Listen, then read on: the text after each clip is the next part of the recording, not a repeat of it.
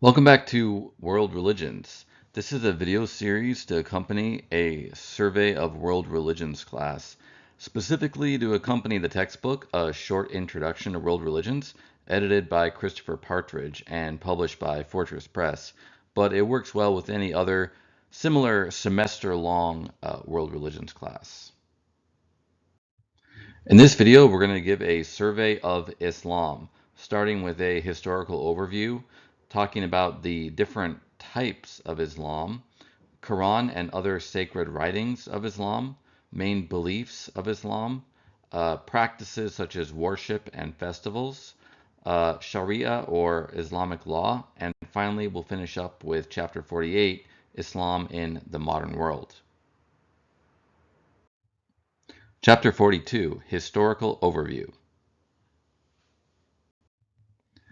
First, let's start with a bit about ancient Arabia before the time of Muhammad. Many Arabs at the time were nomads. There were some cities as well, especially on the coasts. There were some important trade routes. By this time, much of Western Arabia had become a place for camel caravan trade. So this was carrying things such as incense from the southwest of Arabia, like around Sana'a, to the north. The main trade route was actually by sea between the Indian Ocean to the east, the Red Sea in the center, and then the Mediterranean in the north.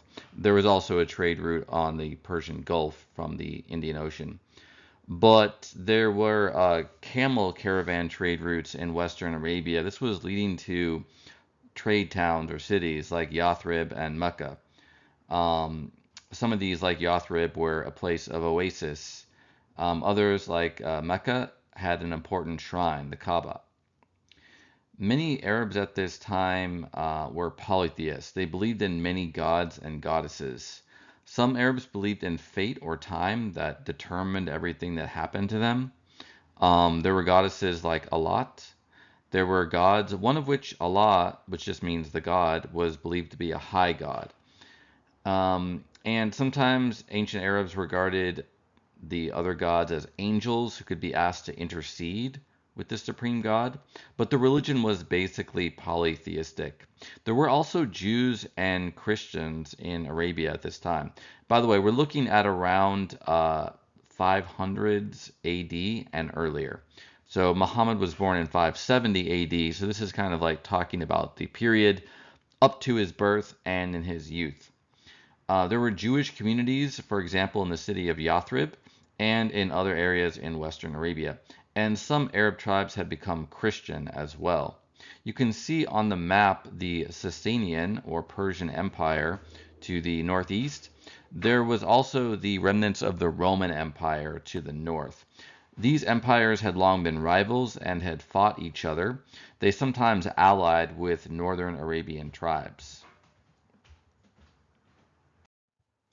Islam began in Mecca, a small city on the camel caravan route in western Arabia.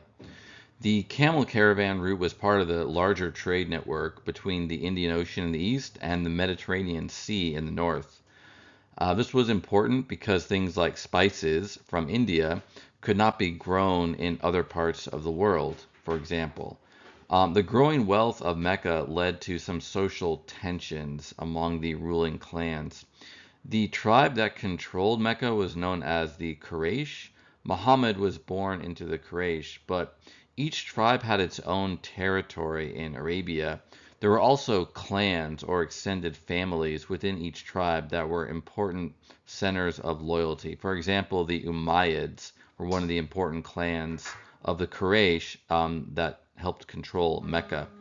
Mecca, in addition to being a stop on the camel caravan route, which ran from southwestern Arabia, Saba on the map, to northern Arabia, it had a sanctuary called the Kaaba, where there were many polytheistic idols or icons. This was a cube structure that was believed to house a meteor or, a stone that had fallen from the heavens that was regarded as sacred. In later Islamic belief, Muslims believe that Abraham, the prophet, built the Kaaba with his son Ishmael, and that's one of the reasons why they regard it as sacred. Muhammad was born in 570 AD and he died in 632 AD. His parents died when he was relatively young. He was raised by an uncle and a grandfather. At the age of 25, he married his employer, a wealthy widow, 40 years of age, thus about 15 years his senior, named Khadija. Khadija controlled some of the trade into and out of Mecca. So Muhammad actually worked as a overseer or a driver of some of her caravans. So Khadija was his first wife, and he didn't take additional wives until after she died. The revelation of the Quran is the start of Islam. Muhammad would go to the cave of Hira on the mountain called Jabal al-Nur, and he began to receive revelations from God around the year 610 AD. At first, as the story goes from the hadith or traditions about the life of Muhammad, when he had his first revelation, he was afraid. He ran back home and asked Khadija to cover him with a blanket. But she helped convince him that his revelations were from God. And eventually he started to teach, recite his revelations, and to gain followers. He would receive revelations from God for over 23 years. The Quran, the sacred scripture of Islam, is the collection of Muhammad's revelations, written roughly not in chronological order, the order in which they were received, but approximately from the longest to the shortest, lengthwise. Muhammad believed the revelations were given to him by an angel of God, Jibril or Gabriel. The revelations themselves speak of Muhammad as a warner and as a prophet or messenger of God.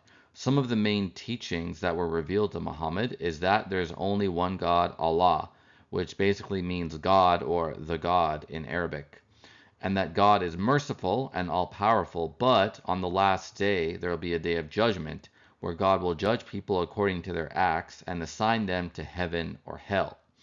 The Quran was revealed to the Prophet Muhammad from God. That itself is an important belief that was part of Muhammad's revelation.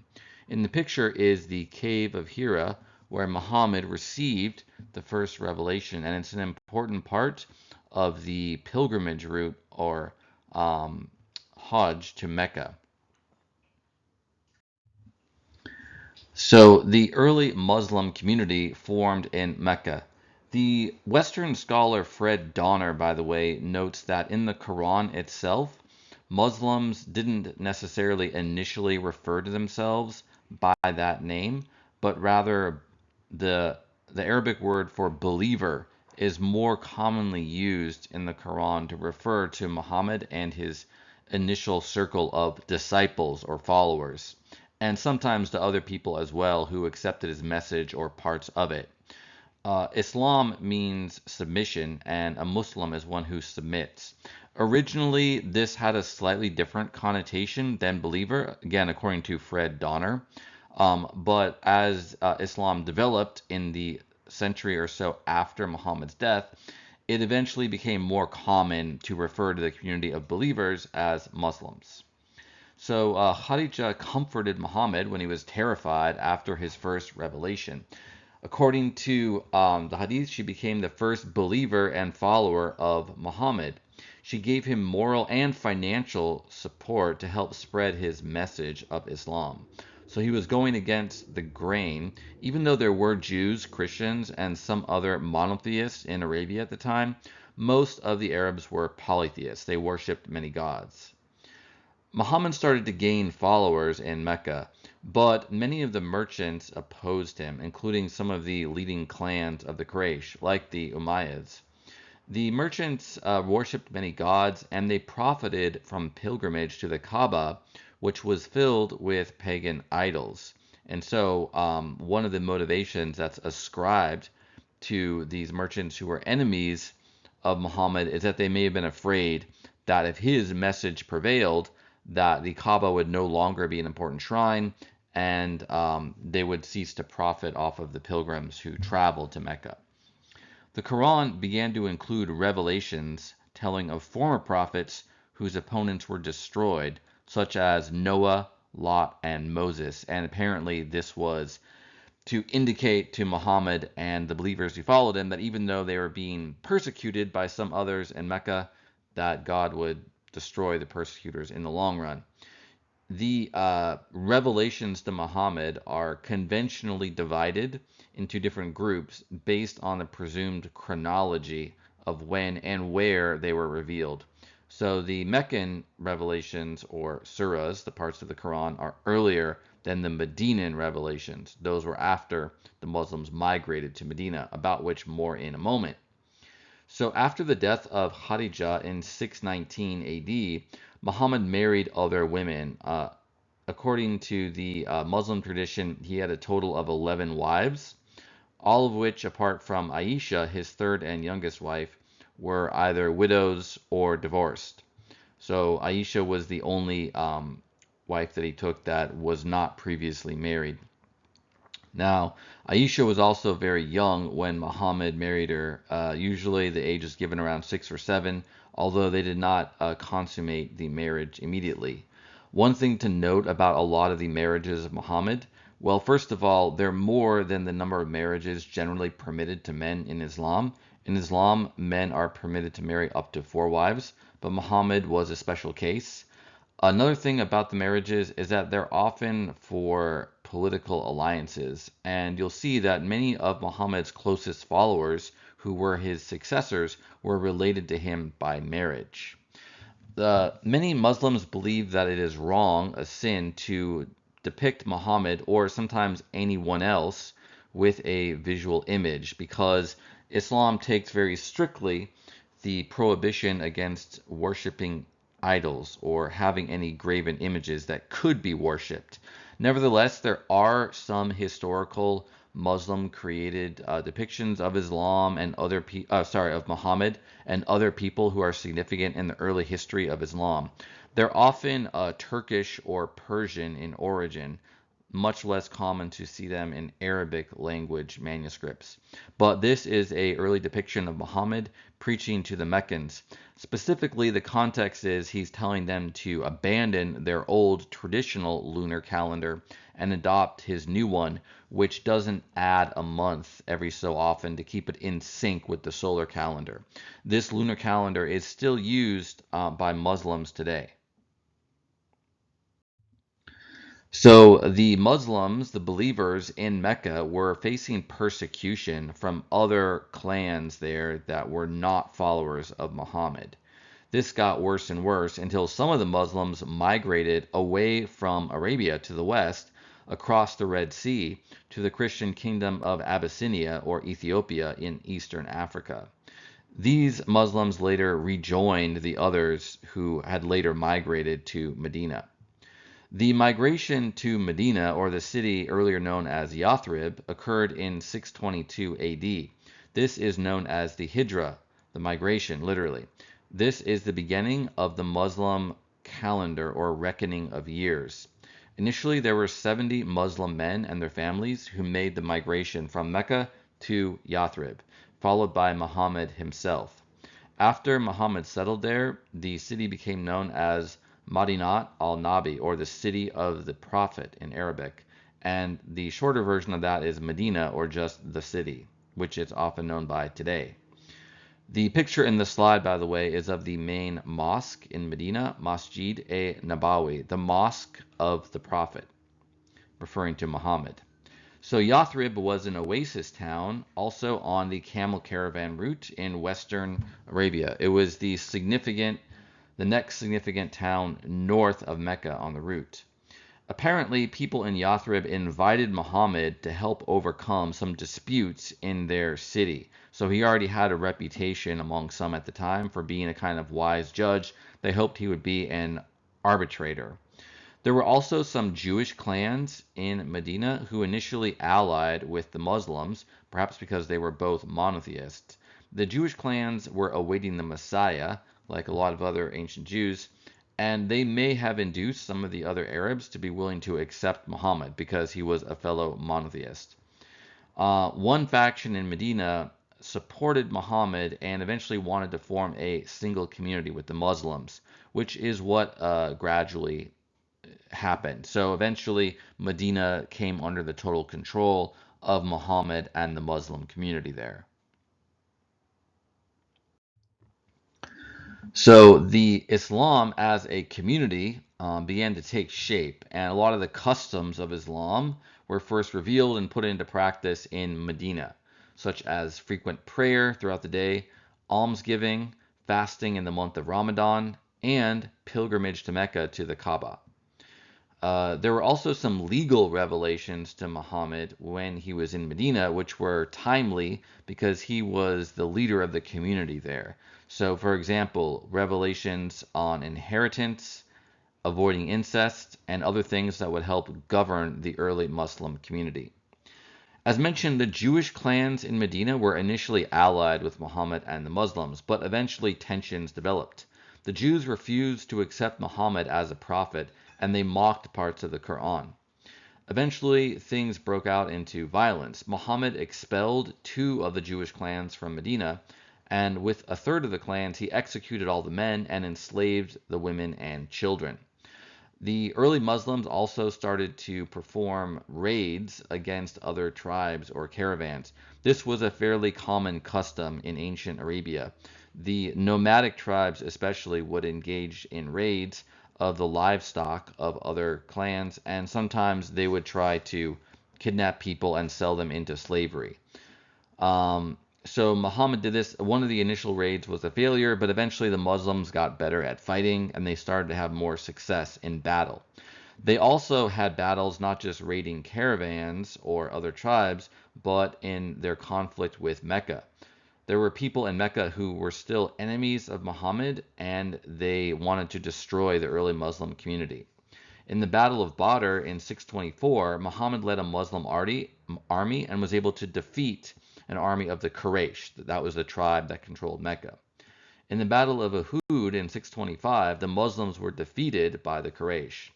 And then in the Battle of the Trench in 627, the Quraysh sent an army to attack Medina, but the Muslims built a trench. They dug a trench around the main approach to the city that was not guarded by mountains. And this helped them defend against the large army of the Quraysh. And then after this, the military power of Mecca relative to Medina declined, and the Muslims were eventually able to conquer Mecca. The conquest of Mecca happened in 630 AD, and by that point, it wasn't even necessary for Muhammad to do a lot of killing or fighting to take the city. They mostly just surrendered. And in due course, most of the Meccans converted to Islam. They accepted Muhammad as a prophet and his revelations as from God. So Muhammad, in the rest of his life, was the ruler of the Muslim community. They were able to very swiftly gain control of Western Arabia, so the whole caravan route, for example. And in 630, they sent a campaign to Eastern Arabia and conquered that as well. Initially, Muhammad and the Muslims were allied with some of the pagan Arab tribes, but eventually they forced all the tribes that were allied with them to convert to Islam. And a noteworthy thing is that Islam in this time was both a religion and a state with a government. And Muhammad was both the head of the religion as well as the head of the government. And this model would be continued by later rulers of Islam. In the map, by the way, you can see the green areas were the ones that most quickly became Muslim under the control of the Muslims. And then there are the 2 different shades of purple to the north. To the northwest is the Byzantine or East Roman Empire, and to the northeast is the Sasanian Persian Empire. And you can see from the black lines that someone has drawn, within a few years of the death of Muhammad, the Muslims were already raiding into both the Eastern Roman and the Persian empires, and they had a series of military victories. They were able to conquer large parts of those empires relatively quickly after the death of Muhammad. Muhammad died in 632 AD, and Abu Bakr was his designated successor. It was his closest advisor. The term caliph or khalifa in Arabic means successor or deputy of Muhammad. It's the title traditionally used by the leaders of Islam. And initially, for the first several centuries of the history of Islam, Islam was both a religion and an empire that controlled most or all of the Muslim lands. The first four caliphs after Muhammad are known, at least by Sunni Muslims, as the four rightly guided caliphs: Abu Bakr, Umar, Uthman, and Ali. Abu Bakr was the closest companion of Muhammad. He was also the father-in-law of Muhammad. He was Aisha's father, and he designated Umar as his successor. He was the only of the first four caliphs to die a natural death, i.e. not by violence, and he only ruled for a couple years, from 632 to 634 AD. His successor Umar ruled from 634 to 644.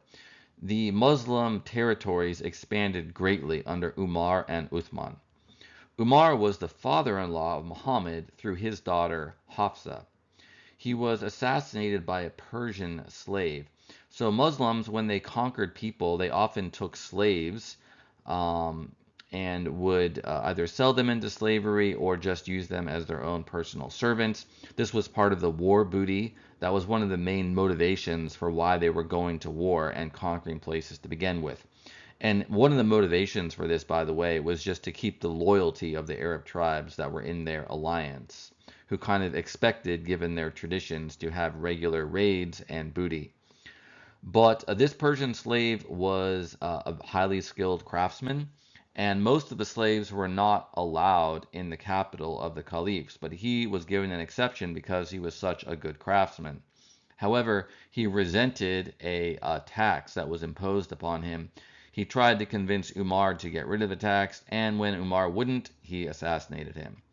Umar, by the way, is viewed negatively by Shia Muslims. They have a particular view of who had the authority to succeed Muhammad as the spiritual leader of the Muslim community. And according to the Shia, it was Ali, not Umar or Uthman. So Uthman took over after Umar was assassinated, and he ruled from 644 to 656. He was elected by a committee of 6 men that had been chosen by Umar before he succumbed to his wounds and died. Uthman was the son-in-law of Muhammad, and he also was assassinated by rebels who had accused him of nepotism. He was a member of the Umayyad clan of Mecca, and there was a lot of resentment during his reign as caliph because some of the other Muslims, including others that were early companions of Muhammad, they accused Uthman of only promoting his own clan members, the Umayyads, into positions of power and authority. So they were dissatisfied with his governance. They thought it was corrupt. And eventually, some of the rebels were able to sneak into a house adjacent to his and assassinate him. After Uthman was Ali, the last of the 4 rightly guided caliphs. These were all caliphs who knew Muhammad personally and were his close associates. Ali ruled the Muslim empire from 656 to 661. He was the distant cousin, but also the son-in-law of Muhammad through Muhammad's daughter Fatima. He's considered the first imam or spiritual leader by Shia Muslims. He himself was also assassinated by a Kharijite. The Kharijites, ironically, initially made common cause with Ali against another rebel, a member of the Umayyad clan who was in control of Egypt at the time. Ali actually made a treaty with this member of the Umayyad clan, but the Kharijites were not happy. They thought that the rebels should be punished more harshly, and eventually they went to war against Ali himself.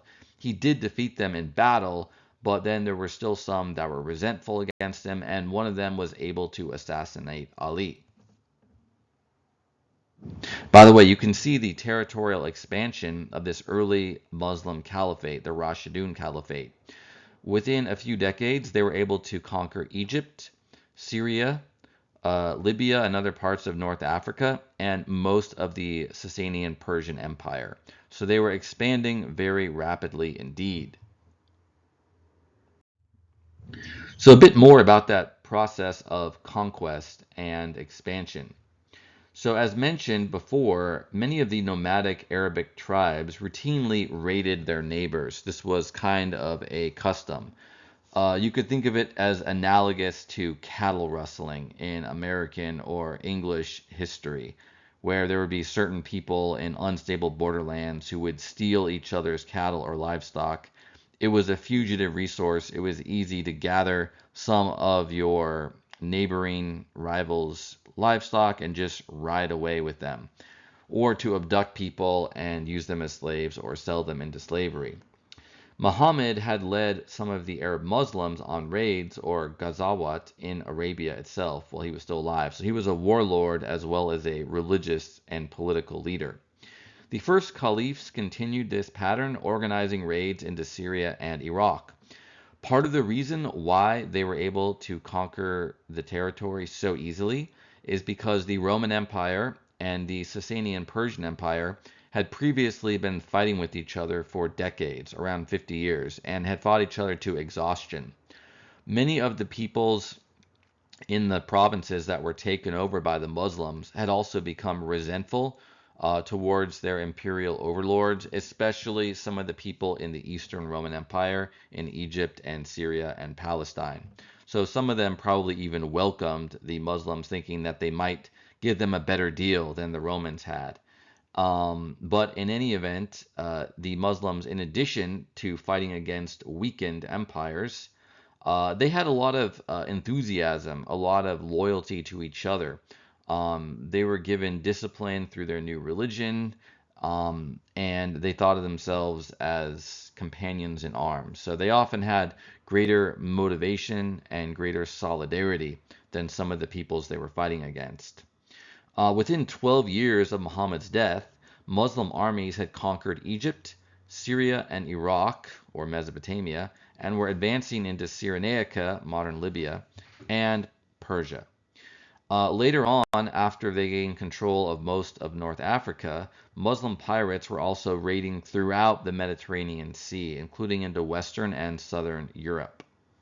So many of the territories that have been part of the Roman Empire, such as Egypt, Syria, Palestine, and Libya, these had a majority Christian population because by this time the Roman Empire was largely Christian. There were also significant minorities of Jews throughout both the Roman Empire and the former Persian Empire that the Muslims had conquered. There were some Christians in the Persian Empire as well. Well, in Islam, Christians, Jews are treated as dhimmis or people of the book, i.e., the Bible. They're regarded as being of a similar religious tradition to Islam. Muslims regard Muhammad as the last and the greatest of the prophets, but they accept many of the prophets of Judaism, and they also accept Jesus as a prophet and Messiah, although they don't regard him as the Son of God, about which more later. So the long and the short of it is that Christians and Jews were allowed to keep their religion. They were not pressured to convert to Islam, unlike polytheists or pagans. However, they had to pay a special tax called the jizya, which was larger than the tax paid by Muslims, which was the zakah or the almsgiving collection. Muslims, however, also owed military service to the state, unlike Jews and Christians. Although it has been established historically that there were Christians fighting in some of the Muslim armies at the time after they had been conquered. So, in addition to just the motivation of trying to keep the allegiance of the original Arab tribes by giving them a steady stream of booty, there's also the religious principle in Islam of jihad. Literally, it means striving, but it can refer to holy war. In Sharia or Muslim law, it's defined as armed struggle against unbelievers. And at least some of the scholars of Muslim law, like I think Al-Ghazali, said that all Muslims have a duty of jihad, even to conquering the whole world. So there are two senses of the jihad, though. There's both an inward striving against sin, which is called the greater jihad, especially in Sufi Islam, but there's also the outer jihad of conquering unbelievers. To this end, the tribes in Arabia were forced to convert to Islam. And after the conquest of Persia in the 7th century, most of the people there were rapidly converted to Islam. Most of them previously had been Zoroastrians. There were other religions too, like Manichaeism and also Christianity and others, but Islam rapidly took over. However, it's not true that most of the areas conquered by Muslims were forced to convert to Islam. They actually weren't. The main motivation for the raids was actually booty, not to make converts per se. And most of the other conquered peoples were given that dhimmi status. There was even a financial incentive for the Muslim rulers to not force the conquered peoples to convert to Islam, because under Islamic law, that could lower their tax revenues. Nevertheless, over the centuries, most of the dhimmis did gradually convert to Islam. Egypt, for example, had a very large Christian population, and it remained a majority Christian area for several centuries, although eventually it switched over to minority Christian, and today it is largely Muslim, although there is a significant Christian minority, the Coptic Christians in Egypt. There's other pockets of Christians too who survived in other parts of the Muslim empire, such as in Syria, for example. The Umayyad Caliphate succeeded the Rashidun Caliphate. It was founded by Muawiyah. He was the Umayyad governor of Egypt who had rebelled against Ali, that was mentioned previously. He was able to rule all of the Muslim world as a single empire, just as the Rashidun caliphs had before him. However, he moved the capital to Damascus, which was more central to the Muslim lands. It was sort of more focal. Mecca and Medina were a bit off the beaten path with regards to the now Muslim lands in the former Persian Empire, former Roman Empire, and in North Africa and Spain. So the Muslim expansion continued. The rest of North Africa and most of Spain was conquered. Muslim armies also entered France, but they were defeated by a Frankish army in 732 AD, and they didn't make further progress into Western Europe. There was also continued expansion, however, into what's now Afghanistan and into Central Asia, and past the Indus River into parts of Western India. Muslim armies raided Constantinople, the capital of the remnant of the Eastern Roman Empire, but they failed to conquer Asia Minor or Greece at that time. So the Umayyad Caliphate was very large, very powerful. It was the beginning of the flourishing of Muslim culture, like Sharia, architecture, etc. But the real golden age of Muslim culture was under the Abbasids. The Abbasid Caliphate ruled from 750 to 1258. They succeeded the Umayyads in 750, and they moved the capital to Baghdad, in what's now Iraq. However, they never ruled Spain and the western part of North Africa. That became a breakaway caliphate, and this marks the beginning of the political disintegration of Islam. However, notwithstanding that loss of Spain, the Abbasids were the height of Islamic scholarship, art, and culture. So it saw the development of Sharia, or Islamic law. Sharia is derived from the Quran, but also especially from the Hadith traditions, which are collections of stories about the deeds and sayings of Muhammad. Sharia became the core of Islamic higher education. So adult education would consist largely of studying Sharia, following studying of the Quran and Hadith. Muslim academics also included other types of sciences, like the textual study of the Quran. So, for example, how to interpret the letters. Early Arabic had no marks for vowels, only for consonants. And so some different traditions existed for how to add vowels to the consonants, and sometimes they would include slight variations in the text of the Quran.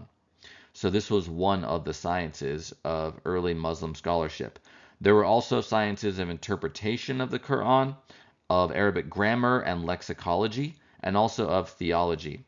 Muslims believe it's very important to study the Quran in the original Arabic because that's the language in which it was revealed to Muhammad and ultimately the language in which it was created by God.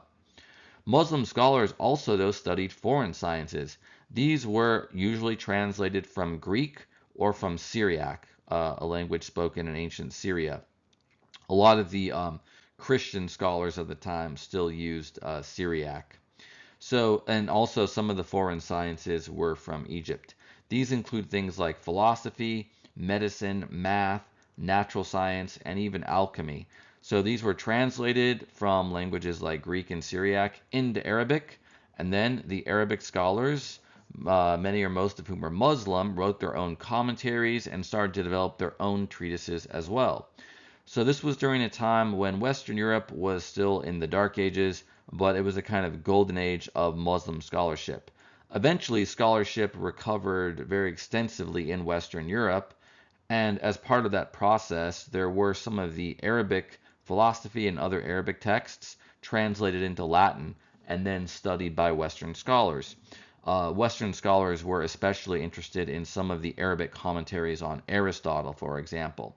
And a lot of that translation work was done in Spain because there were people there who spoke both Arabic and Latin. There was a gradual decline, though, in the Abbasid Caliphate. The caliphs first lost control of some of the outlying provinces of their empire. The usual process would be that a local governor who had their own army would just delegate their own successor and not consult the caliph. And thus, effectively, they would found their own dynasties, and some of those eventually became independent. And eventually, the Abbasids lost control over Baghdad and the central provinces themselves. The final blow came in 1258 when the Mongols invaded and conquered Baghdad and got rid of the last of the Abbasid caliphs. Uh, the expansion of Islam territorially slowed after 750, but it still continued, and there were also conversions outside of the Muslim empire. So India was conquered by Muslim Turks and Afghans. These were people that had converted to Islam, although they were originally from Central Asia. And there were a succession of Muslim dynasties, Turkish and Afghan, who ruled India from the city of Delhi. Collectively, they're known as the Delhi Sultanate. Sultan was a Turkish title for a king or ruler. They lasted collectively again from 1206 to 1526. They were succeeded by another dynasty that ruled most of India until the British took over. These were the Mughals. They were also Muslim. They named themselves after the Mongols, although they probably weren't directly descended from them, but they were from other similar Central Asian Turkish peoples. Now, Hindus were polytheists, so strictly speaking, according to Muslim law, they should have been forced to convert to Islam. However, they were treated by the Muslim dynasties who ruled India as people of the book, or dhimmis, because many of their philosophers were monotheistic. They believed in Brahman, or a single supreme being, in addition to the many other gods or goddesses they worshipped. In part, this was probably for convenience because it would have been very difficult to try to force everyone to convert to Islam. There were a lot of Hindus. Nevertheless, there were many conversions to Islam in South Asia, especially along the Indus River in the west and northwest, and in the mouth of the Ganges River in the east of India. However, most of the Indians remained Hindu, and they were treated as dhimmis and paid the jizya. Africa was Islam was introduced to Africa largely through trade, and there were two separate trade routes that were significant. There were camel caravan traders in West and Northwest Africa who brought Islam, And there was also sea trade on the east coast of Africa with Arabia. And so a lot of the Muslim merchants brought Islam to the coastal cities of East Africa. Islam also spread to Asia through two main routes. In Central Asia, Islam spread along the Silk Road. So there were Central Asian peoples, a lot of them Turkish, who converted to Islam. Previously, they had been Buddhist or other religions. And Islam even reached as far east as China via the Silk Road. And another route, also a trade route, was the sea trade across the Indian Ocean to the East Indies, including the modern nations of Malaysia, Indonesia, and the Philippines. So a lot of the areas along the coasts became Muslim at this time. Previously, they had been Hindu or Buddhist. Spain was lost to Islam in the Middle Ages through a process known in Spanish as the Reconquista. This refers to the gradual reconquest of Spain by Christian kingdoms in the north, and it ended with the conquest of Granada in southern Spain in 1492. Afterwards, Ferdinand and Isabella, the king and queen of Spain and Portugal, drove out all Muslims. They were forced to leave, as well as anyone who wasn't Christian, or they could stay and convert to Catholic Christianity. Some of the Muslims who converted were subsequently investigated and tried by the Spanish Inquisition for heresy. So, Islam, even though it ceased to be politically united with the end of the Abbasid Caliphate, eventually there was a new caliphate that emerged, that of the Ottoman Empire. The Ottomans were a Turkish people, and they weren't even the first significant or powerful Turkish people to convert to Islam. That would have been the Seljuk Turks in previous centuries. The Turks were originally from Central Asia, but they were nomadic, like the Huns and the Mongols, and so they were quite mobile. They moved around Europe, the Middle East, and Central Asia. So eventually, the Ottomans, who converted to Islam, were able to conquer a lot of the former Muslim lands, including Western Arabia, Iraq, Syria, Egypt, and Asia Minor. And they eventually destroyed the remnant of the Eastern Roman Empire, taking Constantinople, or as it's now known, Istanbul. And then they proceeded to conquer parts of southeastern Europe. They ruled over Christians there as well as Muslims. They also expanded into most of North Africa, although they never ruled Spain. So they were able to reconstitute a lot of the core lands of the previous caliphates. And indeed, the Ottoman Sultan or ruler also adopted the title of Caliph or spiritual authority over Muslims. And they had a very powerful empire for several centuries. They only really started to fall into decline after they tried to take the Central European city of Vienna in the 1600s, but were defeated. And then they gradually started to decline after that. Before they expanded far into Europe in the 1600s, however, Europeans had already started to sail across the open ocean, or at least sail far away from Europe. Specifically, the Portuguese and then the Spanish were looking for sea routes to East Asia and Southeast Asia. The trade with India, the East Indies or Southeast Asia, and China was very profitable. There were several things like silk from China or spices from India and the East Indies, and tea and things of that nature, porcelain from China, that could not be grown or manufactured in Europe, and yet they were highly desired. There were also dyes like indigo, so just a lot of valuable commodities and some manufactured goods too. Now, previously, if the Europeans wanted any of those things, they had to trade through the Ottomans or whoever was controlling the Red Sea and the trade routes through the Middle East. There were a couple of them. There was another one through Iraq as well. But regardless, by this time, those are all in Ottoman hands. And so the European traders They could still profit by trading with the Ottomans and then selling to the rest of Europe. That's what the Venetians and other Italians did. But the Portuguese and Spanish realized they could sail their ships all the way around southern Africa to South, Southeast, and East Asia, and thus undercut the Ottomans and the Venetians. And that's exactly what they did. So they started to build a commercial empire. And this gradually led to the economic decline in part of the Ottomans, although there were other factors too. And Europe was also progressing this time, not just commercially, but also intellectually, scientifically, and eventually technologically. The Ottomans were just as advanced in terms of guns and artillery for the Europeans for several centuries, but the Europeans started to pull past them at least by the mid 17th century, and that only continued thereafter. European nations like Portugal initially just established small colonies and trading posts in Africa and Asia, but that was in the 16th and the 17th centuries.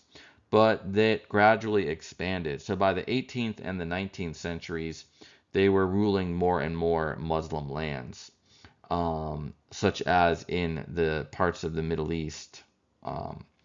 Very few of the Muslims converted to Christianity, however. Apart from the remnant of the Ottoman Empire, which still existed by the late 19th and early 20th century, most Muslim lands were ruled by Europeans by the early 20th century or 1900s. So in terms of modern Muslim nations, there was a significant change in the traditional education systems starting in the 1800s. Traditional Muslim education systems were based on studying Quran, Hadith, and Sharia, and those still existed. But in the 1800s, the Ottoman Empire and its successor state, the Republic of Turkey, as well as European colonies in the Muslim world, like British-controlled Egypt, started to adopt Western secular education systems. The traditional Muslim systems focusing on madrasas or Islamic schools also remained. In terms of politics, Muslim nations started to gain independence from European powers after the Second World War. So, for example, that's when Syria and Lebanon, formerly a part of the Ottoman Empire, but then ruled by France, that's when they became independent of France, as well as Palestine and Egypt becoming independent of Britain after the Second World War. In terms of economics, oil was discovered in many Muslim nations in the Middle East in the 20th century, and that includes, for example, Saudi Arabia and a lot of the other nations in the Arabian Peninsula. Many of these nations became wealthy and powerful because of their oil resources. In terms of religiosity, Islamic fundamentalism has been on the rise in the Middle East and North Africa since the mid-1900s, about which more later. Many of the Muslim nations have actually become less secular and more religious and less Western since the 1950s and 60s. But in more recent decades, so since around 2000, say, there's also been a relative decline in religious participation in some Muslim nations.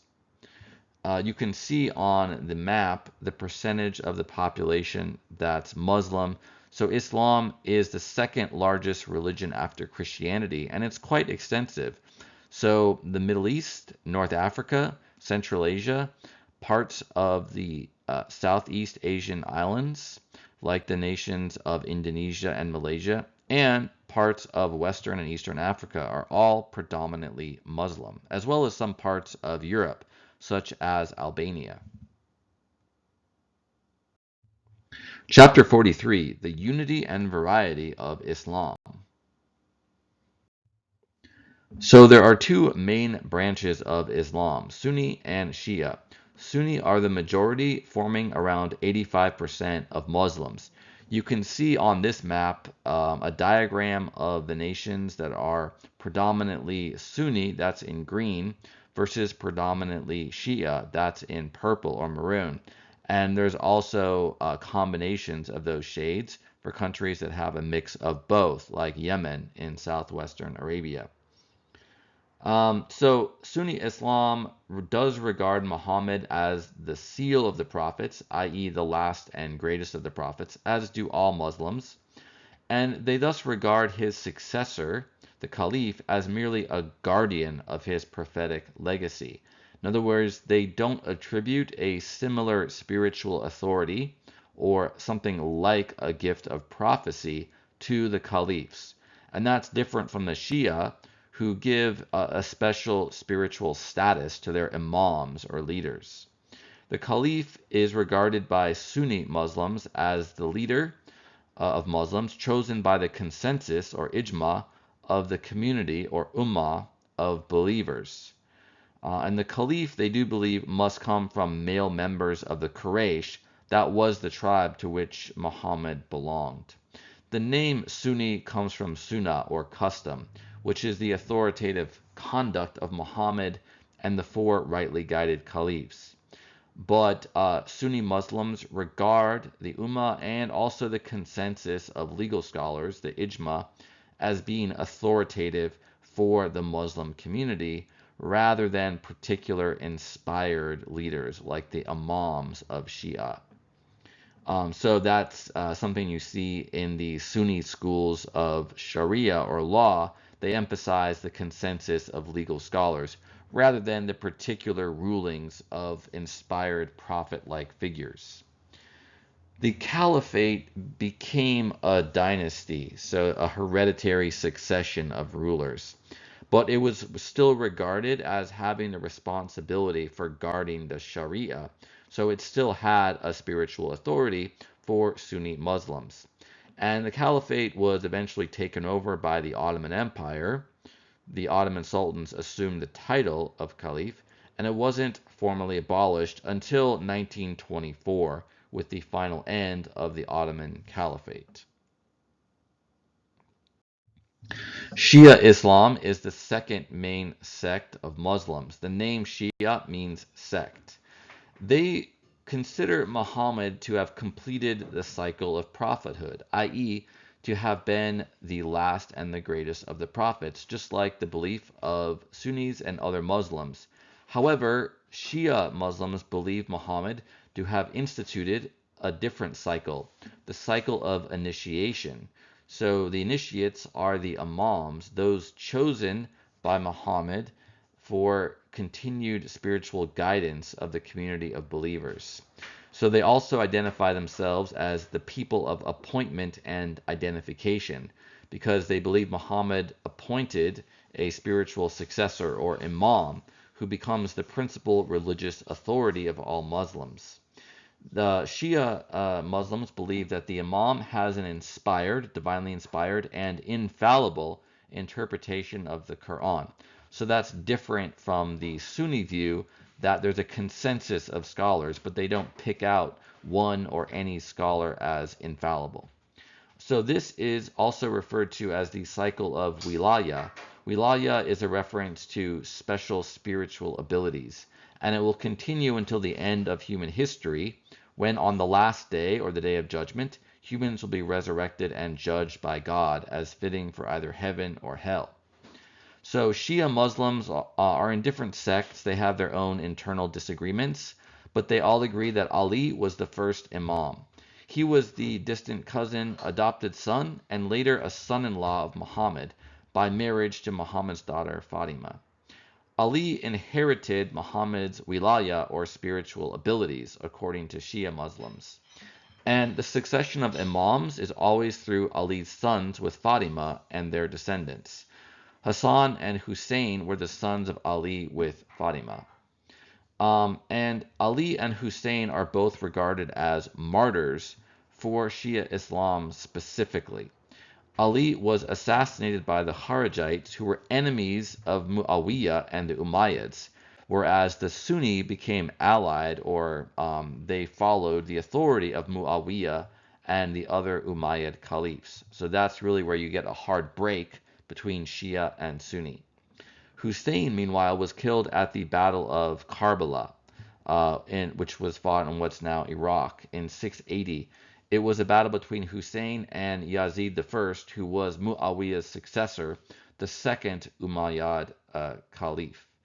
And so Ali and Hussein are kind of revered as martyrs for the cause of Shia and as people who had inherited that spiritual authority from Muhammad. Shia Islam itself is divided into many sects, the largest of which is the Imamis. They mostly live in Iran. They're also known as the Ithna Ashari, or in English, the Twelver sect of Shia. They believe the cycle of wilaya will be completed with the return of the 12th Imam. So they believe that there were exactly 12 Imams. The 12th Imam withdrew into hiding or occultation, a kind of supernatural hiding, so he's still alive, in the 3rd century of Islam. Again, that's dated from the Hijra, not in the Western calendar, 3rd century. The 12th Imam's guidance is believed to still be accessible to Shia Islam through the Mujtahidun, or doctors of the law. Those are the legal scholars, the chief legal scholars of the Imamis. The Zaydis are a different sect of Shia Islam who did not limit the number of Imams to 12. They interpret the role of the Imam as similar to that of the Sunni Caliph, so they had a longer succession.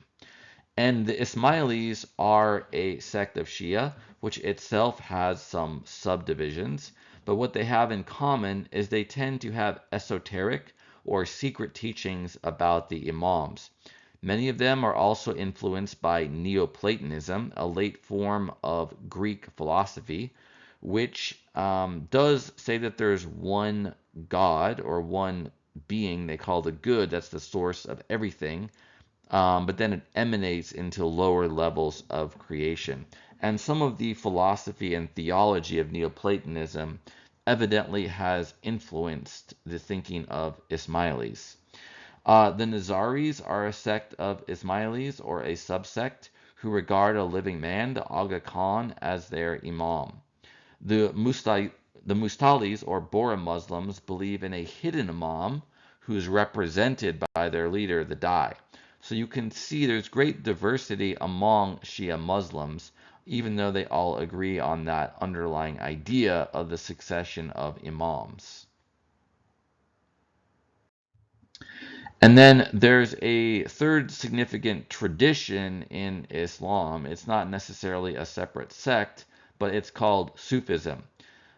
This is a mystical tradition. Sufis seek intimacy with God through spiritual purification and a type of perpetual prayer they call zikr, or memory or remembrance. Their name comes from tasawwuf, which means self-purification. And a Sufi is thus a person whose heart is indeed purified of worldly pollution. Most members of this tradition would not designate themselves as Sufis because that's kind of spiritually presumptuous. Rather, they would call themselves mutasawwif, or one who tries to be a Sufi. Muhammad is venerated by all Muslims as a Sufi, one whose heart was purified of worldly pollution. His heart was believed to have been cleansed when he was a child, even before he received the first revelation. One other story about Muhammad that is very influential on Sufism is his night journey, or miraj, which involved an ascension to heaven. So there's a depiction of this night journey. It's called that because it happened during the night, where you can see Muhammad on the back of a celestial creature, an angelic being, who takes him, shows him the heavens, also takes him back down to earth, to Jerusalem, and also shows him the hell, or the place of judgment for the unbelievers. This is significant for Sufism because they believe themselves also, at least in some sense, to be able to ascend to God in heaven, at least in a spiritual way. So Sufism has its origins, apparently, at least according to some stories, in the people of the bench, or the Abul al-Sufa. These were people who constantly prayed and who rarely left the mosque in Medina. So these are some of the original members of the Muslim community in the time of Muhammad in Medina. And they were named after their simple tunic made of wool, or suf. So they practiced asceticism, and they were modeled after Jesus, son of Mary, who's called Isa ibn Maryam in Arabic. So you can see there's two competing interpretations of Sufism. There are people who wear the simple woolen tunic as an ascetic practice. There are also the people of purification, but both meanings apply. A bit more about Sufism. So Sufism emphasizes the love of God. In the Quran, Surah 3, verse 76, it says, quote, God loves the God-fearing, unquote. So this is the idea that the best practice is to be in the state of remembrance of God. The Sufi view of love is that, quote, it obliterates from the heart everything except the beloved, unquote. And the beloved here is God. So the idea is you'll think only on God. Your heart and mind will be filled with God alone. Rabia al-Adawiya, a Sufi of the 8th century, said, quote, O beloved of my heart, I have none like unto thee. Therefore have pity this day on the sinner who comes to thee. O my hope and my rest and my delight, the heart can love none other than thee, end quote. And there's much other Sufi poetry expressing very eloquently the love of God and how it totally possesses the hearts and minds of these Sufis. There's also a term called tariqa, which means a spiritual path. And in Sufism, the details of these spiritual paths are often modeled after or inspiration is taken from Muhammad's night journey. Sufis generally have teachers who are called masters, sheikh or pir. They insist that a one who wants to become a Sufi, a mutasawwif, must follow the guidance of a spiritual master. This is to prevent people from being arrogant or egotistical or conceited or indulgent to think they've made more spiritual progress than they have. It kind of enforces a discipline on Sufis. And there are a variety of different Sufi orders, though, each who follow different masters. A central concept of Sufism is mujahadat, or acts of self-mortification. And this comes from the general notion of jihad, or spiritual striving, in Islam. Connected to this is the passage from the Quran, Surah 29, verse 69, which says, quote, Allah will surely guide those who strive hard for our cause, end quote. Muhammad explained that the highest level of jihad is not just war against the unbelievers, but inward striving for self-purification. In any event, that is the main Sufi view of jihad. Chapter 44, Sacred Writings. The Quran is the central text, the only scripture in Islam. It's believed to be the last and the supreme revelation of God's word. The Quran was revealed to Muhammad over a period of 23 years. But basically, the angel Gabriel would recite words to Muhammad that were from God, and Muhammad would recite them to his followers. They memorized them, and later they were written down. The Quran is believed by Muslims to be taken from a tablet in heaven on which God's word is kept. So they believe that the Quran was authored by God in the Arabic language and it's existed from all eternity, even though there are passages from the Quran that are directed to Muhammad and particular circumstances in his life or those of the other early Muslim community. Nevertheless, Muslims believe that this was basically foreseen by divine omniscience or provided for by divine providence. And so God had created the Quran and it's existed for all eternity, although it was revealed to Muhammad in time. So Orthodox Sunni are the ones specifically who believe the Quran to be co-eternal with God. Abu Hanifa, who died in 767, said, quote, he who says that the word of God is created is an infidel, unquote. And that represents the Orthodox Sunni view that, strictly speaking, the Quran isn't even a creation of God, but rather it's co-eternal with God. That's similar to the Christian view of Jesus as divine son, but it's a different belief. It's just the underlying metaphysics are parallel. So there's a lot of reverence for the Quran in Islam. For example, physical copies of the Quran are handled and stored with care. It's believed that reading the Quran brings a person closer to God with each word read, and that some Muslims believe that pages of the Quran have healing properties. A Hafiz is someone who's memorized the entirety of the Quran. No easy feat, but many Muslims spend hours in prayer and recitation in order to accomplish this. This is regarded as an act of great piety, and it's highly respected. Because the Quran is believed to have been authored by God in Arabic, Muslims will often insist that it be studied in Arabic. So Arabic is often learned by Muslims in countries whose native language is not Arabic. And translations of the Quran into other languages are not considered the Quran itself, but a commentary on it. The structure of the Quran is that it's divided into 114 chapters or surahs. Each of the surahs has both a number and a title. Surah 1 is called the opening, Surah 2 is called the cow, and Surah 3 is called the family of Imran, for example.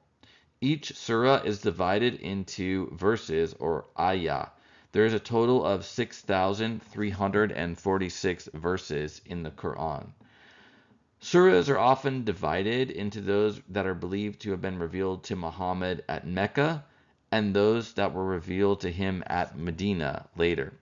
The Meccan surahs often criticize the Meccans as idolatrous, as worshiping other gods in idols or images, as being socially unjust, such as, for example, not caring for orphans or widows, etc. Whereas the Medinan surahs often address legal issues that arose among the early Muslim community, the structure of the state, the Muslim government, and interethnic and interreligious relations. A bit more now about the contents or teachings of the Quran. The Quran governs all areas of life. It does not make a separation of religion from government or society, or the sacred and the secular. It has teachings that govern all of it. These are some of the types of teachings in the Quran. There are moral rules and laws for the community. For example, Muslims are forbidden from eating pork or from drinking alcohol. There are injunctions to fear and obey God. Islam means submission, i.e., submission to God, which is related to that theme. There are parables and allegorical stories which teach moral lessons. There are chapters of encouragement for when the early Muslim community was facing dangers and challenges, such as persecution by the Meccans. There are stories relating to biblical figures and events, i.e., prophets, patriarchs, or others named in the Jewish scriptures or the Christian New Testament, such as Abraham, Ishmael, Jesus, or Mary.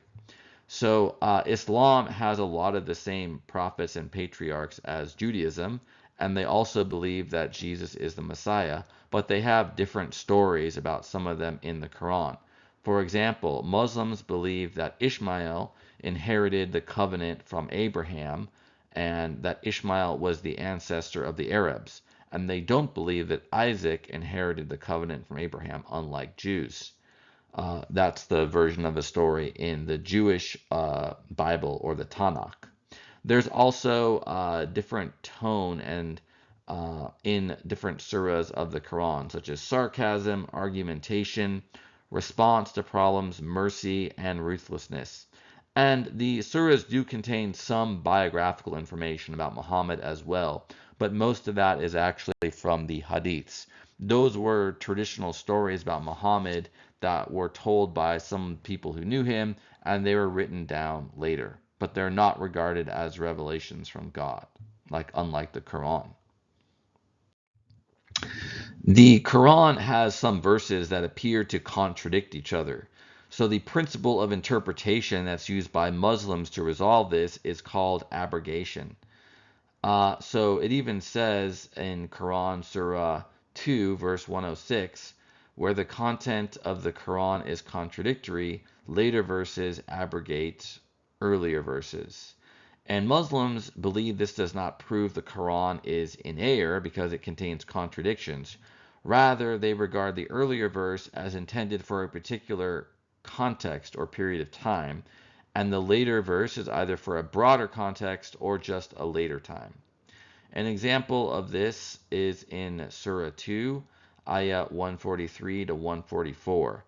Ayah 143 mentions that the earlier teaching was to pray in the direction of Jerusalem, but in the very next Ayah 144 it says, now the teaching is to pray facing Mecca. And indeed, Muslims to this day, they do not pray facing Jerusalem, which apparently was done by the earlier Muslim community before this revelation.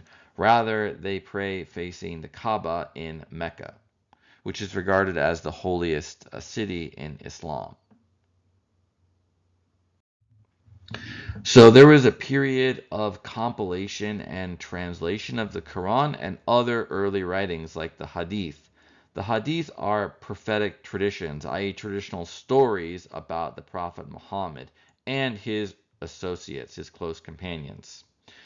The composition of the Quran did take some time, even though historically speaking, it's possible that all of the Quran goes back to Muhammad. It wasn't collected in an official form that was standard among all Muslims until after the death of Muhammad. According to the early Muslim chronicles, the first official collection of the Quran took place under Abu Bakr, the first caliph. There's also a tradition of manuscripts known as the Uthman Codex. This was created by Uthman, according to tradition anyway, the third caliph. He made an official version of the Quran in the year 649 or 650. This was because at this time there were variations in some of the written or early oral versions of the Quran that were circulating. So Uthman wanted to create a single standardized definitive version. There's also different readings or interpretations of the Quran called qira'at.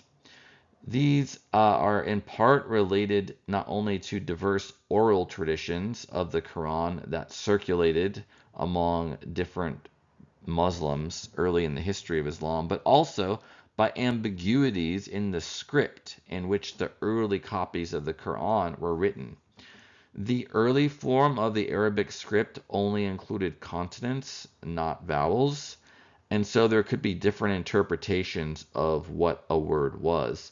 Also, sometimes the way some of the consonants were written, there could be ambiguities about which consonant or two consonant cluster was actually intended. Later reforms to the Arabic script resolved ambiguities. ambiguities. Abu Bakr bin Mujahideen, an early Muslim scholar, identified 7 different readings or qira'at of the Quran based on different interpretations of the vowels and the consonants in some words.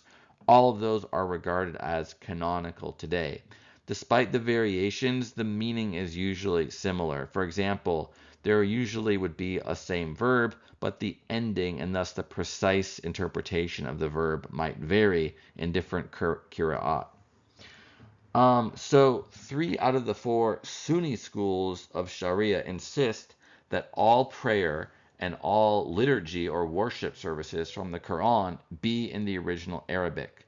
There is one school, Sunni school of Sharia, the Hanafite school, which allows worshippers to recite the opening surah of the Quran in Persian.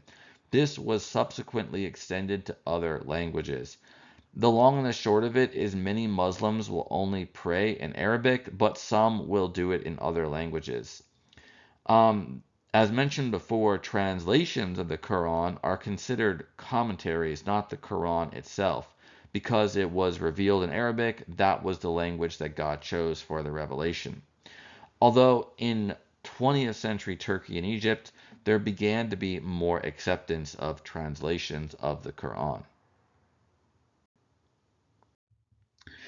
The Hadith, as mentioned, are records of the words and deeds of Muhammad.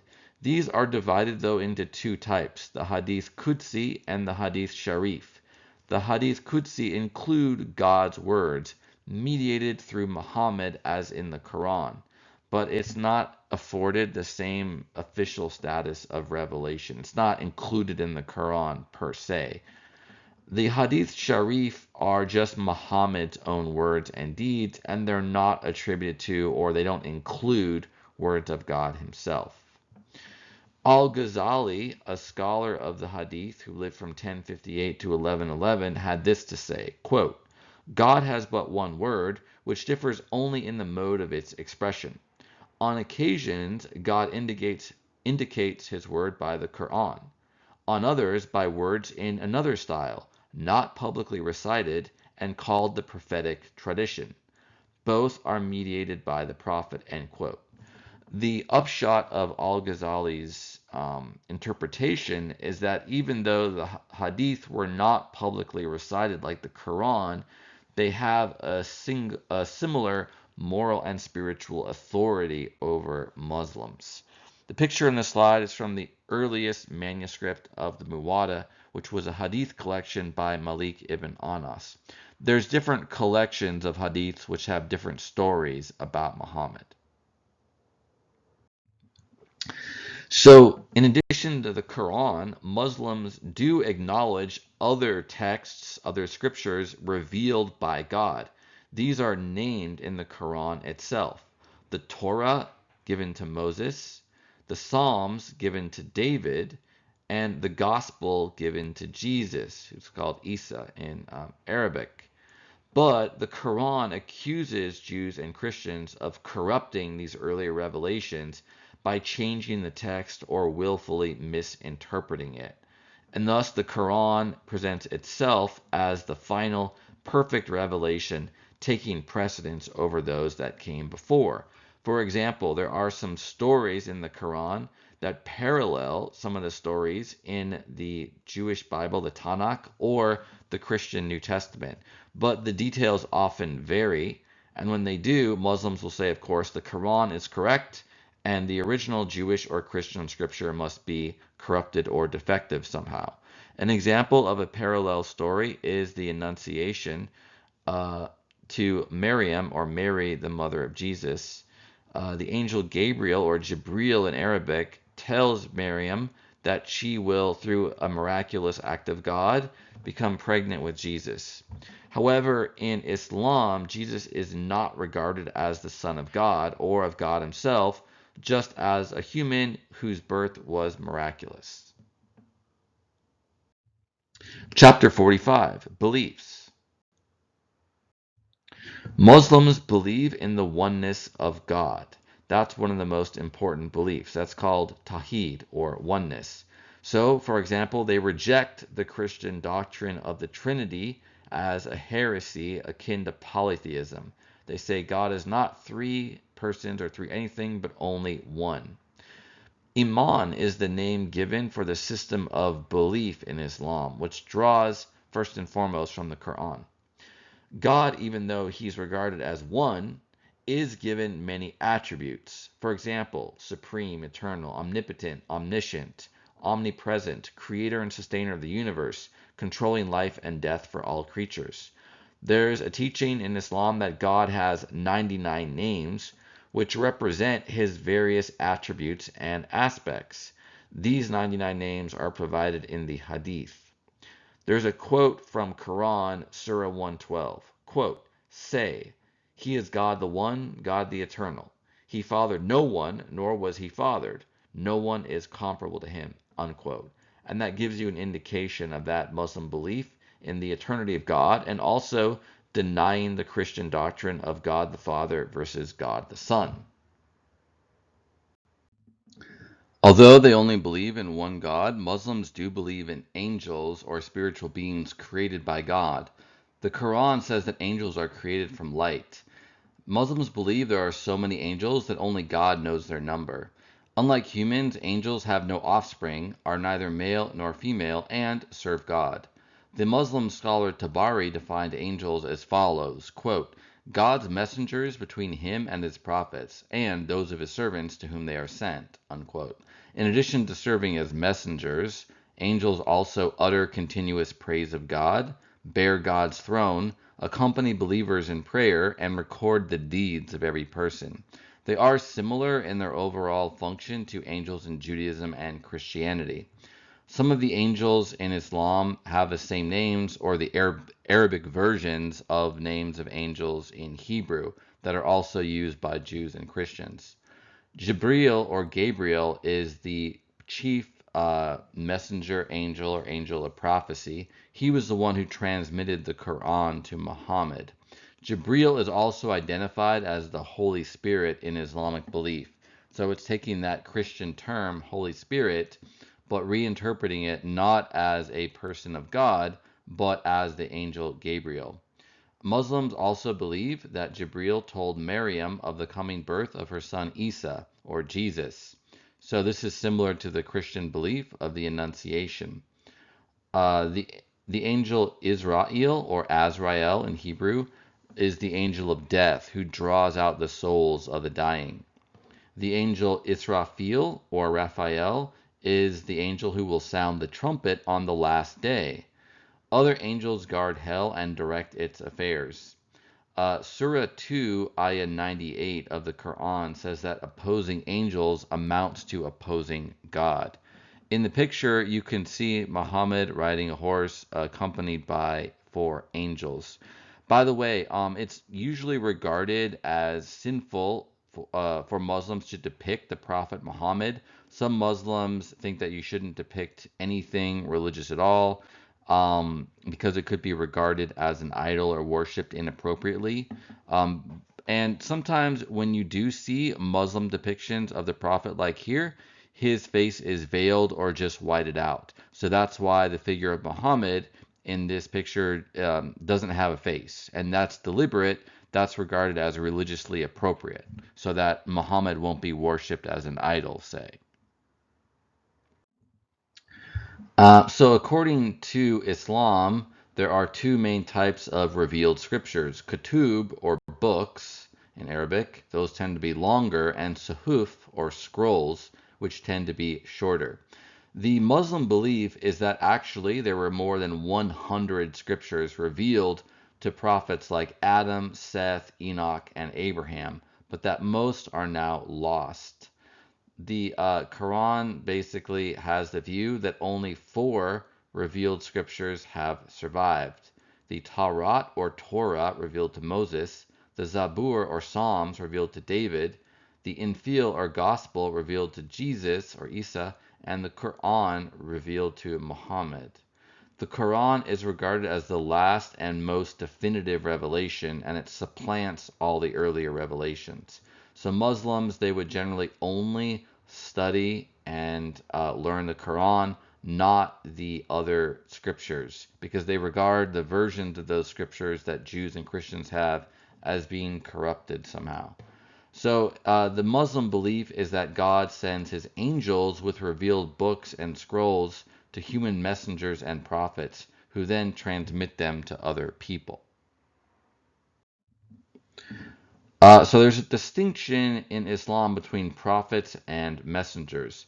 The word for prophet is nabi. Prophets are such that they can all perform miracles, and the words of the prophets come from God. Prophets are also regarded as free from sin. The Hadith refers to 124,000 prophets, but of whom only 313 were messengers. So messengers are a special status of prophets. A messenger, or Rasul, is given a new set of divine laws and a new revealed book. Prophets who are not messengers are sent merely to transmit and implement previously revealed scriptures. The Quran names around 25 messengers. The Quran also mentions that prophets, labeled as guides and warners, have come to every nation.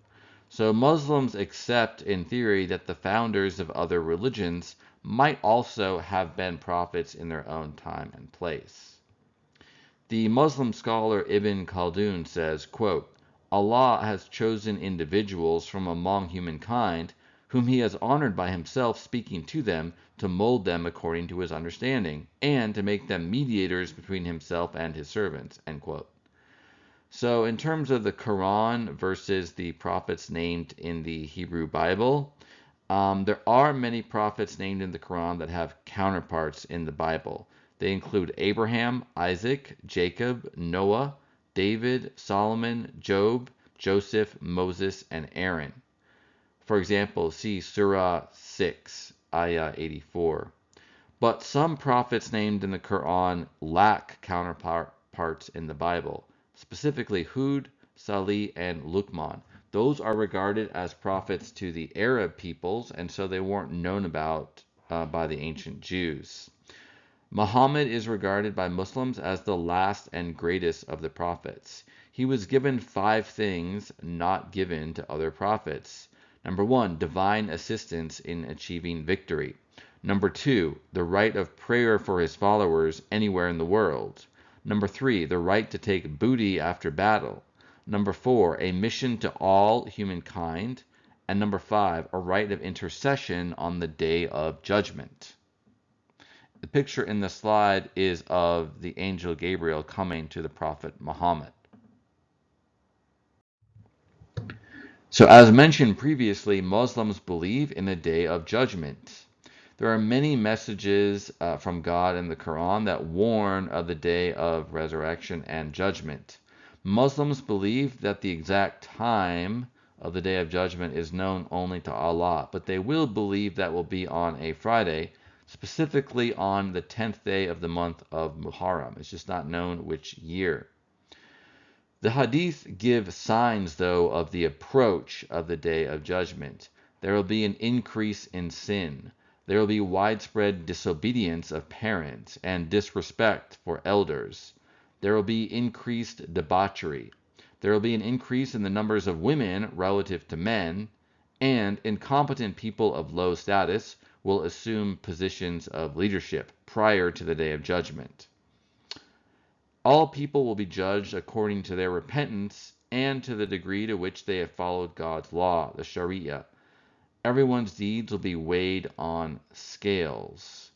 And those who are unbelievers when they died, or who have not repented of their sins before death, will be punished. By the time you die, it is too late.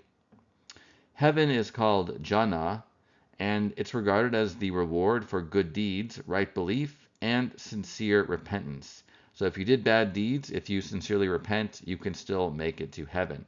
It is a place of eternal bliss, a paradise, like a garden with rivers, carpets, cushions, fruit, and pure maidens or huris for men to enjoy.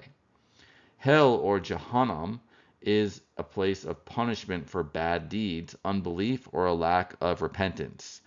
In the picture on the slide, you can see souls or people being tormented in hell, and Muhammad is on the right during his night journey. He's basically being given a spiritual vision of hell.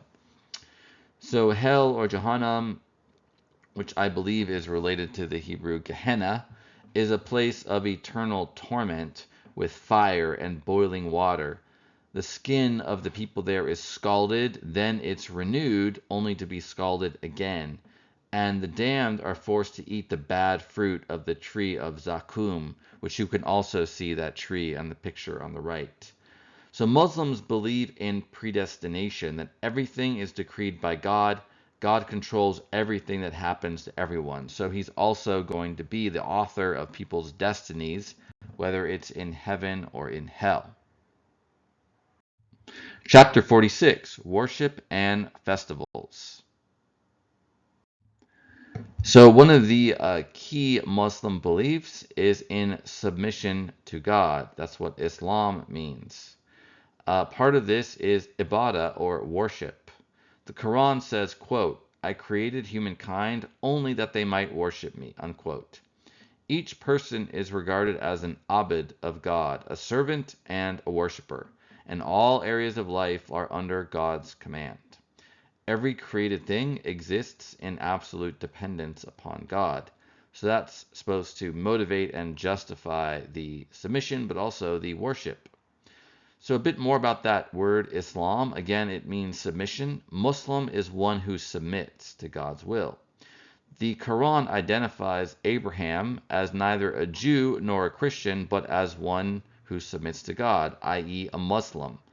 And indeed, historically speaking, Abraham, if he existed, he would have existed before Moses, before the commandments were given to the Jews, and that was largely the basis for Jewish identity.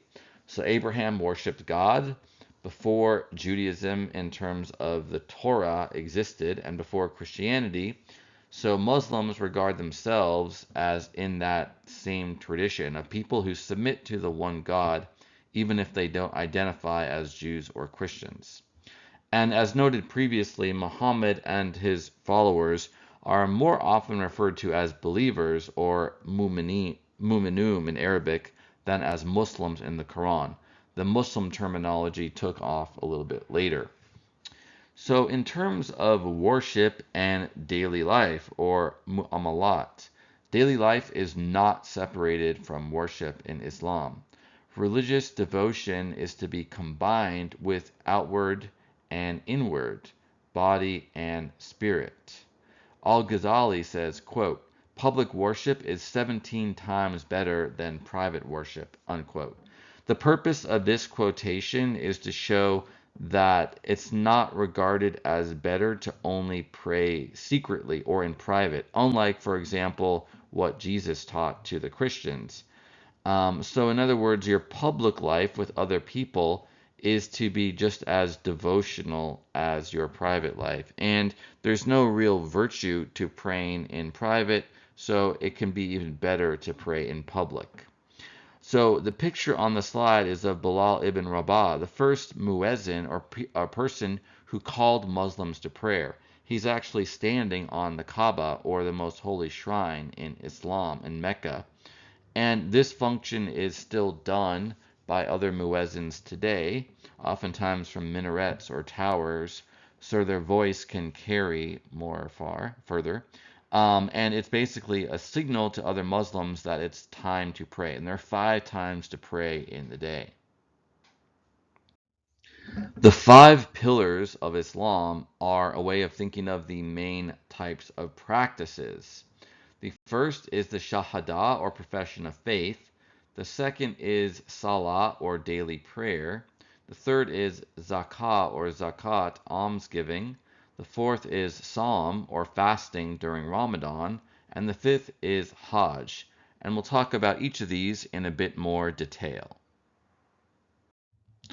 The first is Shahada, or the profession of faith, which is, quote, "I bear witness that there is no God but God.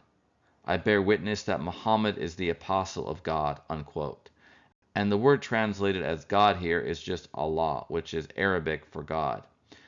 In Muslim practice, these are the first words, the words of the Shahada, that are uttered into a child's ear at birth.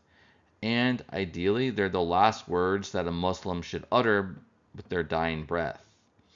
So the Shahada asserts the unity or Tawheed of God and the role of Muhammad as the seal of the prophets. It's used as the call to prayer by the muezzin.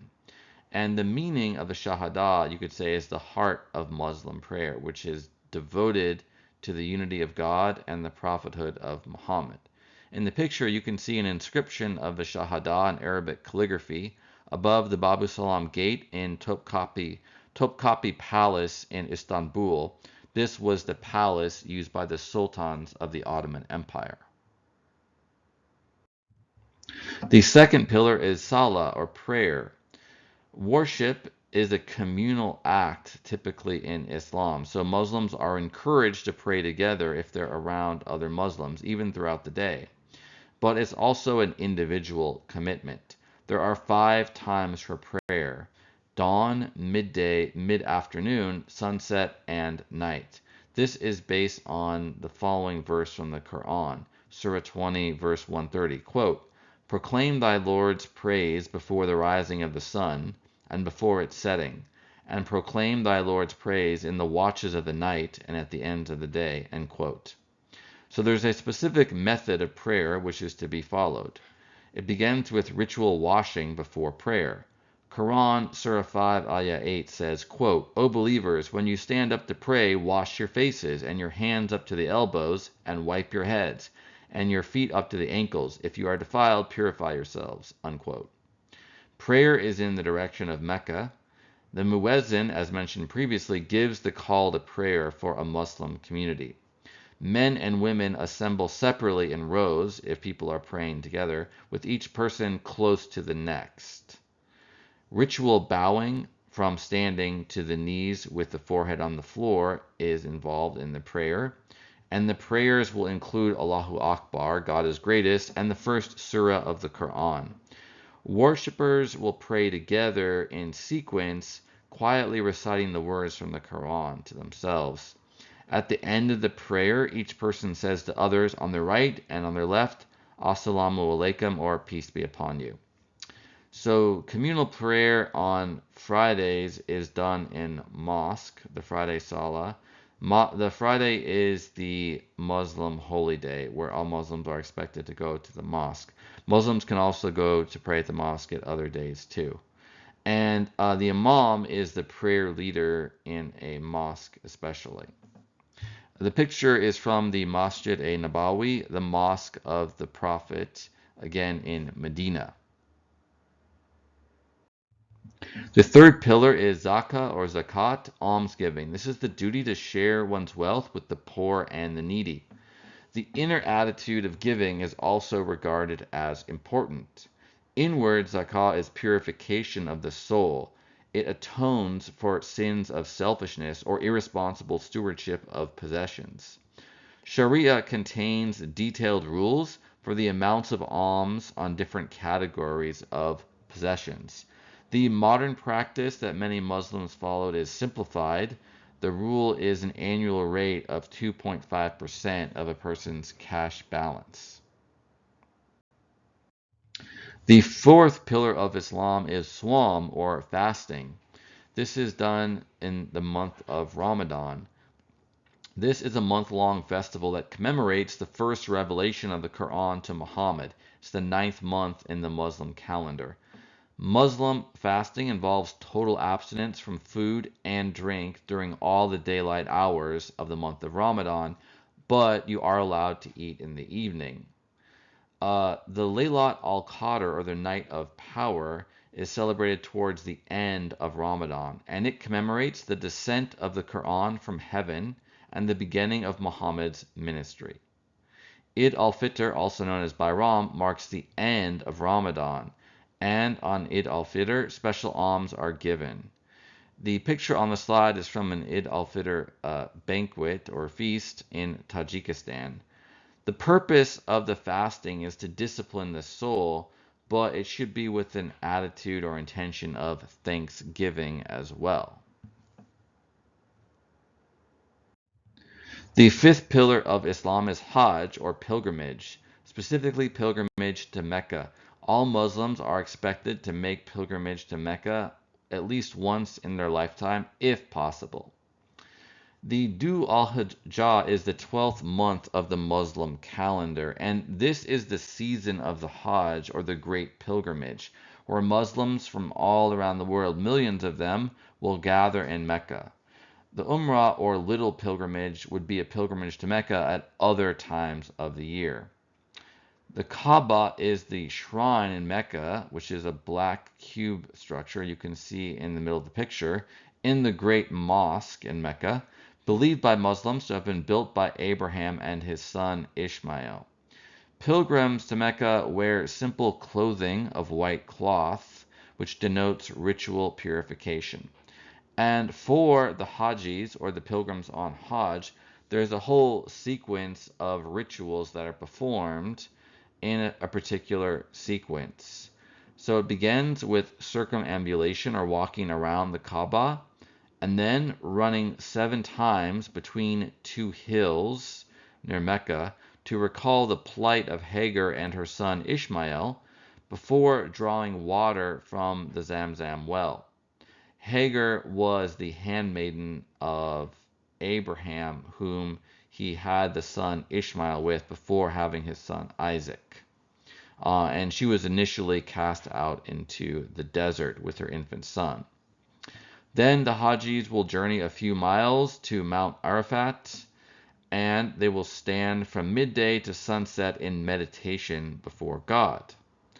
On the return journey to Mecca, there will be an overnight stop at Mazdalifa, where each pilgrim will gather some pebbles.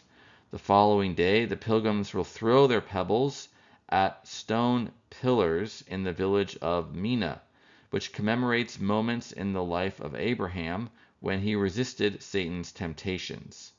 The pilgrims will then sacrifice sheep or camels to commemorate Abraham's submission or Islam to God's command to sacrifice his son Ishmael. And then there will be the Feast of the Slaughter, in which there's a meal eating the sacrificed sheep or camels, which brings the Hajj to an end. This is also celebrated by all Muslims around the world. The Islamic calendar is called the Hijri calendar. Years are counted from the date of the migration to Medina, or the Hijra. The calendar is lunar. The year is only 354 days long, so it gets increasingly out of sync with the solar calendar used in the West. The number of days of each month is adjusted based on the lunar cycle, that is, the actual current cycle of the moon, with each month beginning about 2 days after the new moon. And the year begins on the first day of the month of Muharram. Chapter 47, the Law of Islam. Sharia is traditional Muslim law, and this is the focus of traditional Muslim education, in addition to theology. The Islamic law has actually always been more developed and explicit than the theology. Partly this is because the unity and transcendence of God is believed to be something that human reason has limited ability to comprehend, or at least make explicit. The literal meaning of the word Sharia is the way to a watering place, i.e., the path of God's commandments. There are 4 main sources of Sharia: the Quran, the Sunnah or practice of the Prophet as recorded in the Hadith, the Ijma or consensus of the Muslim community, or mainly of its leading scholars, and finally Qiyas or analogical deductions from the first 3 sources. Historically speaking, Sharia was also based on pre-Islamic customary and codified law, and the administrative practices of the early Islamic State, as well as the customs of some non-Muslim conquered territories. They became part of a kind of larger synthetic tradition. The scope of Sharia is usually divided into 5 categories. 1. What God has commanded. 2. What God has recommended but not made strictly obligatory. 3. What God has left legally indifferent. 4. What God has deprecated but not actually prohibited. And 5. What God has expressly forbidden. Sharia, though, is regarded as covering every aspect of life. And the fact that there's different degrees of being forbidden or commanded can help make sense of that. So the Sharia courts would be overseen by a judge or qadi. And they would basically try to follow the traditions that had been set before them, the precedents. Although occasionally, especially early on, they would make their own judgments or rulings. In terms of the limits of Sharia, much of Sharia is not enforced by human courts, but by God himself on the day of judgment. Sharia courts have also allowed so-called devices that ease the inconvenience of some of the precepts of Sharia. And less rigid courts have existed alongside the official courts of the qadis. But Sharia was still the basic and, you could say, the residual law of the Muslim world until modern legal codes that were secular started to be adopted in the 19th century. So, how is the law interpreted? Well, there are actually different schools of Islamic law within the Muslim world. Ijtihad is a jurist's or legal theorist's original ruling based on those sources of Sharia. Sharia was developed over the course of many centuries by legal scholars who would give their own rulings. Later jurists, though, would generally only draw from the ijtihad of earlier jurists rather than developing their own. This is called taqlid, or conformity to the teaching of past jurists. Mujtahid is a recognized legal authority. Now, as mentioned, each sect of Islam has its own schools of Sharia. The prevailing schools in different parts of the Muslim world are shown on the map, and they are characterized as Sunni or Shia. There are four orthodox schools of Sunni Sharia: the Malikis, the Hanafis, the Shafi'is, and the Hanbalis. And then different sects of Shia can have their own schools of Sharia. For example, the Imamis, or the Ithna Ashari Shia, the ones dominant in Iran, they have their own practice of mujtahidun still exercising ijtihad in some cases. And that breaks the usual custom of taqlid, or just conformity to the teaching of past jurists. Among the Ismaili Shias, the Imam or his representative, the Dai Mutlaq, can still exercise ijtihad. So the Shia, because they often have imams or representatives of imams that have special spiritual authority, they're often more willing to exercise ijtihad or make their own new rulings. Let's look at the later evolution of law in Muslim lands. Sharia began to be replaced by modern codes of law in the 19th century. In the 1850s and 1860s, the Ottoman Empire abolished much of Sharia and replaced it with new legal codes, often modeled on those of France. Those include the Commercial Code, the Penal Code, the Code of Commercial Procedure, and the Code of Maritime Commerce. In terms of the motivation for this, by this time, the Ottoman Empire had already started to decline in military power relative to the European nations and empires. So some of the sultans were trying to reform their law and their whole society to reorganize the empire and make it more competitive with the European empires, although it was not to succeed by and large. There was also the Majalla, or the law of contracts and torts. This was completed in 1876. Although it was a modern legal code, it was based on the rulings of Sunni jurists, largely those approved by the Hanafi school of Sharia. So the Majalla was the first modern legal code promulgated by a state and administered in secular courts that was nonetheless based on Sharia. There was also family law in the Ottoman Empire, which continued to be applied in Sharia courts specifically. In 1915, the Sultan issued two imperial decrees permitting wives to request a dissolution of marriage in certain circumstances that were approved by Sunni Sharia. And then in 1917, the Ottoman law of family rights extended these principles. So this was the beginning of the end of Sharia and family law courts in the Ottoman Empire and later Republic of Turkey. Sharia in other Muslim nations took its own course. In British India, which had been taken over by the Muslim Mughal Empire, there were secular law codes based on English common law. Nevertheless, the British used family law of different religions that would be present in courts for different religious communities. But it would be the same British court that would be executing different codes of law based on the religion of the people who entered the court.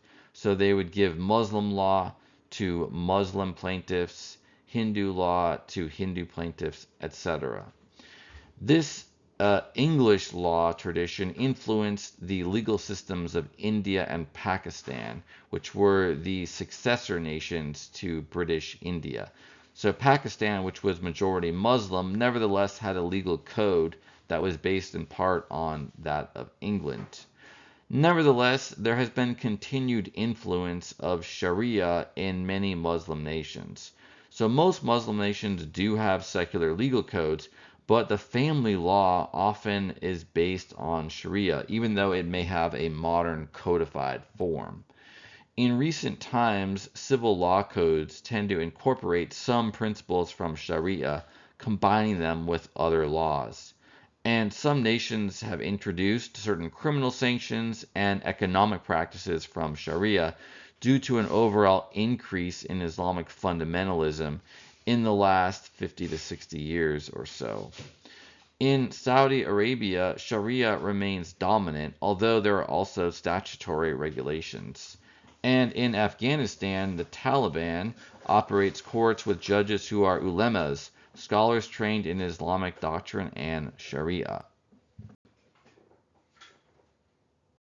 Chapter 48, Islam in the Modern World. The main Muslim empires declined in the 18th and 19th centuries.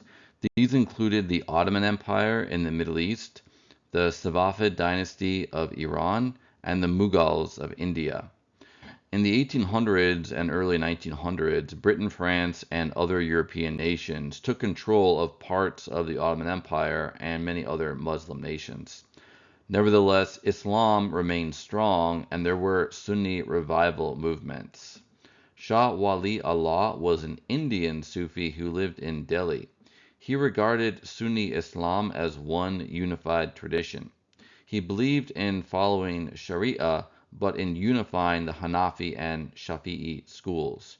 So, in other words, he was a Sunni traditionalist, but who had a kind of new take on the tradition.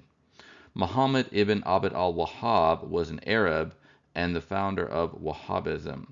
He advocated a return to the Quran and Hadith to make new legal rulings, or ijtihad, rather than blindly following the rulings of medieval jurists or taqlid.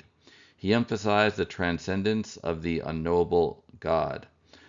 Al-Wahhab is one of the main influences on modern Islamic fundamentalism, largely because of influence on the state of Saudi Arabia, the origins of which lie in the 18th century, with the first Saudi state centered on the city of Diriyah. But the Wahhabism is kind of like the official ideology of Saudi Arabia, and it's been promoted from that nation for a long time, and so that's how it got exported to the world of Sunni Islam generally. There were also Muslim thinkers in the 1800s who were modernizers. Sayyid Ahmad Khan was a Muslim nationalist in India. He advocated splitting British India into two independent states, one Muslim and the other Hindu. This ended up happening with the partition of British India into the Muslim state of Pakistan and the majority Hindu state of India. Muhammad Abduh was an Islamic scholar and the Grand Mufti of Egypt. He was part of a movement known as the Nahda, or Arab Enlightenment, or Arab Revival. He's associated with Islamic modernism, an attempt to reconcile Islam with modern Western science and politics. In addition to the modernizers, there were more radical thinkers who were the founders of what's known as Islamism, or political Islam, although Islamism also comes in more and less radical varieties. Abu al-Ala Madaudi was advocating making Pakistan an Islamic state, but using traditional Islamic law rather than a secular legal code. Sayyid Qutb advocated for Islamic government, i.e., political Islam, in his native Egypt. He was a great critic of the United States and Western culture. He's been hugely influential on the movement known as Salafi jihadism, which seeks to establish a global caliphate. For example, he was an inspiration on the founders of Al Qaeda. Ayatollah Khomeini led the Islamic Revolution in Iran against the US backed monarch known as the Shah. He founded an Islamic republic which has a Shia Muslim government. So Islamism remains very influential in the Muslim world today, although it's not supported by all Muslims. There's a lot that could be said too about the role of women and men in Islam. One of the main themes of the Quran is that Muslims should protect and support widows and orphans. This might reflect the fact that Muhammad himself was orphaned as a youth. There's also a teaching of the spiritual equality of men and women. Quran Surah 3 Ayah 195 says, quote, I will deny no man or woman among you the reward of their labors, unquote. Nevertheless, there are differences for women in Islam. Women are required to wear the hijab, or covering, veiling of the hair. This is interpreted differently, though, by different sects of Islam and by different cultures. There's also the practice of polygamy, where men, but not women, are allowed to take multiple wives. Muslim men are allowed to marry up to 4 wives. There's also the teaching of the Huris. These are maidens that are given as rewards to Muslim men in paradise. But it's not clear that there's any parallel reward for women in paradise. In general, there is a conflict between modernists and Islamists on the role of women in Islam, with the Islamists being more traditional and restrictive. Well, that's it for our brief introduction to Islam. I hope it was informative. Next up is part 10, Sikhism. Until next time.